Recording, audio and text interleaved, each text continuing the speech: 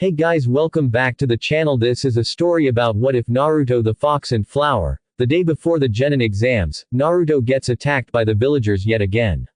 He heads to the Hokage's office and finally gets the answer he was wanting to know, but how does he take it? Does he flip out, or does he accept the burden? Naruto and Ino, possible Naruto x harem. Possible bloodline. Naruto, good, Sasuke. Before we start, don't forget to give a like and subscribe to this channel for more what ifs and check the description for creator of this great fanfic, so let us start. Oh, the main thing is for next video on this series and I need 150 likes for this video and I'm not forcing you to do so. I'll upload this series on only two things. One is I need likes and two if the writer upload the stuff on the story. I'm just a storyteller, so enjoy chapter 1. Ino was on her way to the flower shop to help her parents before practicing for the Genin exams, but before she got to the flower shop, she managed to catch a glimpse of another blonde-haired academy student running across the roofs of the building. While she was curious, she pushed the thought aside and continued to walk back to her flower shop, thinking that Naruto just pulled a prank. However, that couldn't be further from the truth. Naruto was desperately trying to run from a mob of Genin and Chunin who spotted him. He tried to reason, but when they started to flat-out attack him, he had no other choice than to run to the Hokage tower. When he got to the entrance gate of the Hokage tower, the Chunin guarding the gate saw Naruto and hurriedly let them in.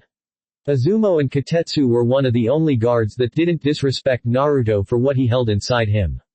Once through the gates, he hurriedly rushed to the third Hokage's room, slamming the door open and quickly closed it shut. Hokage Gigi, another mob of shinobi attacked me. Naruto said, panting for breath along the way. Naruto-kun, did they hurt you? Hiruzen asked. Naruto shakily shook his head. Hiruzen sighed. Honestly, the professor would love to just get rid of the hateful villagers, make sure that they understood that Naruto wasn't the Kyuubi. However, for the shinobi, this shouldn't be expected of them. After all, those who are a shinobi should know the difference between the kunai and the seal the kunai is in. Hokage Gigi, why does this always happen to me? Naruto asked. And before you say, I don't know, I have the sneaking suspicion you do, but you don't want to tell me for some reason. Naruto sounded annoyed at that point. Hiruzen sighed once again. I guess it is about the time that I tell you. Listen Naruto-kun and listen well. Hiruzen said, looking seriously at Naruto, which Naruto went into his serious mode as well. You know about the Kyuubi attack 12 years ago, right? Naruto nodded. Well, can you tell me what you know? I will fix any inconsistencies. Naruto was confused, but he did as asked. The Kyuubi was a powerful being that was taken down by the Yondaime Hokage. However, now that I think about it, there was no mention of how he defeated the being. Naruto added, really confused at this point. He thought that he knew everything about the fight, but thinking back on the entire story about the Yondaime vs. Kyuubi fight, he never knew what ended the fight. Naruto, you actually got really close to solving out your predicament already. You are just missing out on one key factor. That one factor is something I don't think you ever saw before, at least not yet. Do you mind lifting up your shirt and channel Chakra? Hiruzen finally asked. Now Naruto is starting to get a small picture, but doesn't understand what's going on. He reluctantly agreed, lifting up his shirt and channeling Chakra, causing him to see an extremely complex seal form. Naruto, that is a seal that the Kyuubi is in. Before you ask if you are the Kyuubi itself, no. You aren't the Kyuubi. The reason you are treated as such is because people cannot see past their hatred for the Kyuubi to see a young and innocent boy. You may not be the Kyuubi, but that's what the villagers think. Now, I wasn't going to tell you about this until you graduated and became a genin, but because you are so close to graduating already, and the fact that you just got attacked by genin and chunin, I had no choice but to tell you. Naruto didn't know what to think. For all his life, he wanted to know why he was treated so poorly. Why he didn't have a family. But now that brings up another question. I'm guessing the fourth Hokage sealed the Kyuubi inside of me to protect the village, but why me? Is it because I wasn't special in any way? No. Hiruzen almost yelled when Naruto asked that question. He then attempted to clear his throat. No, Naruto. The Yondaime didn't seal the Kyuubi inside of you because you weren't special. In fact, to him, you were one of the most precious things. But, why? If I was that special, then why seal Kyuubi inside me? Because, Naruto-kun, he trusted that you would be able to control its power. The Nine Tails is one of the most powerful Biju in the world, if not the strongest. Each Biju has its own benefits for its Jinchuriki. I won't go in depth right now, but later on down the road, I will give you more information. After all, I don't want information leaking out before you are strong enough to defend yourself. Hiruzen sighed in relief when Naruto nodded. Alright Hokage Gigi, just one more question and then I'm good. Naruto stated confidently, having a good idea what the answer is. What is it Naruto-kun? Is my heritage one of those things that I have to get stronger to find out? 'Cause if it is, and based on this conversation, I would say I have a good guess as to who my father is. Naruto stated smugly. Hiruzen sighed. I believe that you gave me everything I needed to know about my father, but why? Why did you hide? Oh. Now I understand. Dad made a lot of enemies in the Third Great Shinobi War, especially with Iwa. If word got out that I was his son, then no matter if I was treated decently here, I would always be hunted by assassins, trying to constantly kill me for being the Yondaim's son, right? To say Hiruzen was shocked was an understatement. Naruto had just analyzed everything about what he was saying, memorized something that was said he never did well and Naruto's test score in history was abysmal and he even put 2 and 2 together to make an accurate guess. Now he needed to see how he really is ranked against his classmates. Naruto-kun, you just made an extremely accurate guess, why are your grades so low, then? Hiruzen asked, to which Naruto shrugged. Honestly, I don't really care too much about that. To be honest, I feel like I'm more of a hands-on learner, rather than a bookworm. I tend to learn things the way of trial and error. Naruto stated. That isn't to say that I don't read though.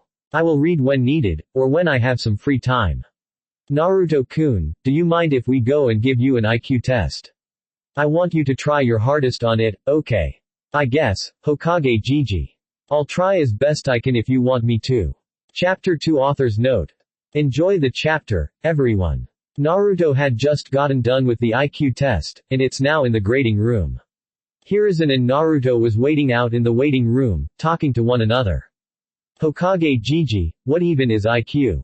I've heard the term before, but I don't understand what it means. IQ stands for intelligence quota, or in other words, how smart you really are. The average score for an IQ test can range from 85 to 115. This test is to see if you can be considered a genius. Hiruzen stated. Naruto's eyes widened at this. Do you really consider me a genius? I mean, all I do is mess around. Naruto deflated at his own thoughts, but the old Hokage put an end to that pretty fast. We shall see. I expect to at least see an average IQ. After all, I know you aren't dumb. Naruto looked up and showed a true smile at that statement. Just then, a bell signifying that the grading was over sounded, and the elderly man and energetic child walked over and looked at the test scores. Hiruzen was astounded by what he saw. Hokage Gigi, what's my score? Please tell me. Naruto was extremely twitchy at suspense while the Hokage's eyes kept widening. It looked like they would pop out. Naruto-kun, you truly are one of a kind, you got yourself a score of 205. Sarutobi almost yelled for joy at this revelation. Naruto's eyes widened the size of saucer plates. Wait, that means, yes, Naruto-kun, you are definitely considered a genius. And one on the level of the Nara clan as well. If you thought Naruto's eyes couldn't get wider, you'd be mistaken. So, what does this mean for me? Would the villagers see me different now that they see me as a budding genius? Naruto asked, somewhat hopeful. Unfortunately, because they currently only see you as the, you know what, they won't see you as yourself until you prove to them you aren't it. Also, try not to talk about it in public. That would just make things worse for yourself. Got it, Hokage Gigi. So I'm a genius, huh? Then why can't I figure out the reason for me not being able to perform the, oh my. I just realized why I can't do the clone jutsu. I used to think I didn't have enough chakra. Now I realize I have way too much chakra. Gigi, do you have a clone jutsu for those with huge chakra reserves? Naruto asked immediately after realizing, with Hiruzen just chuckling at his surrogate grandson's antics. Yes, Naruto-kun. I do have a jutsu you can use for the clone technique. It's classified as a forbidden technique though. Really? What's it called? Naruto was extremely giddy at the thought of performing the clone jutsu after years of failing to perform it. The Shadow Clone Jutsu. This technique allows the user to make solid clones of themselves, at the cost of a large amount of chakra. However, because these are solid clones of oneself, they carry a fraction of your soul that gets returned to you when one dispels. This action causes you to experience everything that clone experienced. In essence, if you have potent enough chakra, then you could theoretically put the clones through ninjutsu training, chakra control techniques, and much more. Now, keep in mind that there are some things that cannot be learned through shadow clones. Yes, you can spar with them, but you need to get muscle memory in order to proficiently use taijutsu. Muscle memory isn't something you can't learn those shadow clones, it's something you have to do on your own. The main disadvantage about the shadow clone for Jinchuriki tends to be the memory feedback. If you dispel too many clones at once, you will feel a bunch of pain in your head which can possibly cause you to pass out, or worst case scenario, you die. Naruto was paying vivid attention to what the elderly professor was saying. Once he realized that the Hokage was done, he decided to speak up. So, I can make as many clones as I can without being exhausted, but I have to be careful to make them dispel in intervals of, say 10 or 20 at a time, so that my head doesn't overload with the information.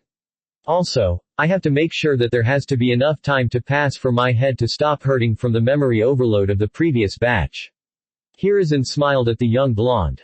Yes, that is a very great plan for using shadow clones to its full potential. I know you have a lot of chakra. Actually, to be plain obvious, you have almost as much as the average Jonin.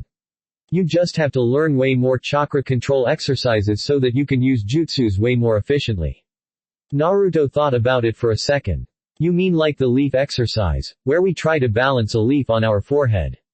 Exactly. That's a basic chakra control, though, so majority of academy students, especially those from civilian backgrounds, would find that particular exercise to be extremely easy. That would also be why you had such a hard time balancing it. What I would recommend doing is once you get appointed to a Jonin sensei, ask them for at least 2 to 3 chakra control exercises at a time, and then get groups of shadow clones to do the chakra control.